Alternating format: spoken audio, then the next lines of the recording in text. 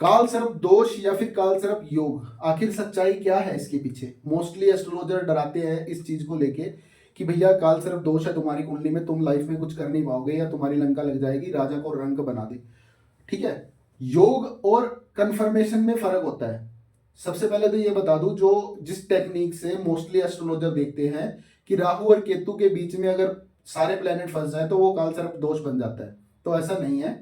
ये चीज बिल्कुल भी एक्यूरेट नहीं है। पहली बात, ये दो प्रकार का होता है। एक होता है उदित गोलार्ध और एक होता है अनुदित गोलार्ध। उदित गोलार्ध क्या होता है? पितृ पितृ कुल में जन्म लेने वाला जो जो आत्मा होती है उसको बोलते हैं उदित गोलार्ध। वो होता है पहले घर से लेके और सातवें घर तक अगर राहु हो आपका तो वो पितृ कुल वाली जो योग बनता है काल सर्प का वो बनता है। और दूसरा होता है मातृ कुल वाला।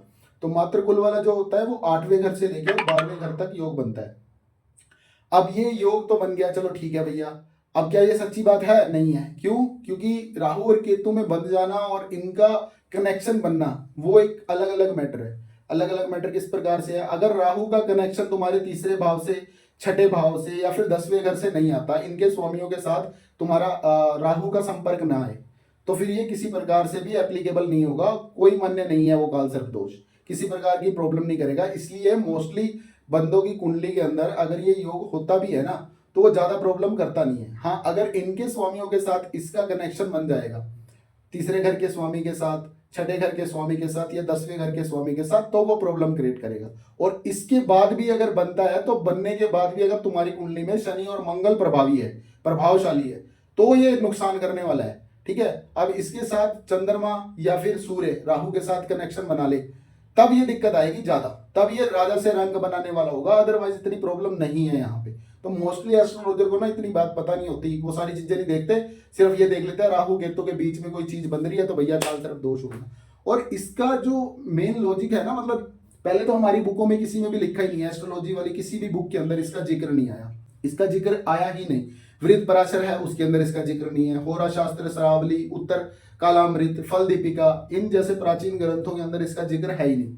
ठीक है, ये कुछ ऐसी आत्माएं होती हैं जो हमारे कुल में दोबारा से जन्म लेती हैं, हमारे कुल के द्वारा करी हुई कुछ गलतियों को सुधारने के लिए, उनको भोगने के लिए, ताकि उनके परिवार का जो नाम है वो आगे चल सके, ज्यादा प्रॉब्लम ना आए। उसके बाद भी काफी सारी चीजें मायने रखती हैं। अगर आपने ये वीडियो पसंद करी तो हम इसके ऊपर और वीडियो लेके आएंगे।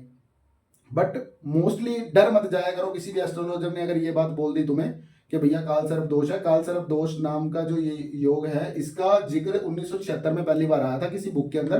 किसी लेडीज ने कोई बुक लिखी थी, मेरे को ध्यान नहीं है उसका नाम, उसने कोई बुक लिखी थी, उसके अंदर इसका जिक्र आया था। उस चीज की सारी मेंशन उस बुक के अंदर है जो मैं अभी बता रहा हूँ कि कुल के अंदर कोई आत्मा जन्म लेती है, वो ऐसे ऐसे करके होती है। तो इससे ना इतना डरने वाली जरूरत नहीं होती। इनके अलग अलग योग होते हैं, किसके साथ कनेक्शन बन रहा है, क्या कनेक्शन बन रहा है, ठीक है, फिर उस चीज को डिकोड करना पड़ता है। इतना इजी नहीं है एस्ट्रोलॉजी के भैया तुम सीधे सीधे सामने से कोई चीज देखिए और सीधा अगले बंदे को प्रेडिक्शन कर दो। थोड़ा सा ध्यान से, और एस्ट्रोलॉजरों को भी कहना चाहूंगा कि भैया डराया मत करो, सोल्यूशन दिया करो हर एक चीज के बारे में। अगर तुम्हारे पास किसी चीज का सोल्यूशन है तो सामने वाले बंदे को उसका सोल्यूशन देके उसकी लाइफ को इजी करने की कोशिश करो, ना कि उसको डरा के। तो अगर आपने पसंद करी वीडियो, आई पसंद आपको इस चीज के ऊपर, टॉपिक के ऊपर अच्छी हुई तो मेरे को बताना, मैं आगे भी वीडियो बनाऊंगा इसको। अगर आपने वीडियो लाइक करी, शेयर करी, अच्छे खासे व्यू गए तो मैं और अच्छी अच्छी चीजें डिकोड करूंगा। जो मोस्टली भ्रांतियां फैली हुई है ना हमारे, ये छोटे मोटे से एस्ट्रोलॉजर है, छोटी मोटी चीजें सीख लेते हैं और कुछ भी बोल देते हैं, ऐसा नहीं होता। तो पसंद करना इस वीडियो को भैया, अगर अच्छी लगे तो शेयर करना, कमेंट करना।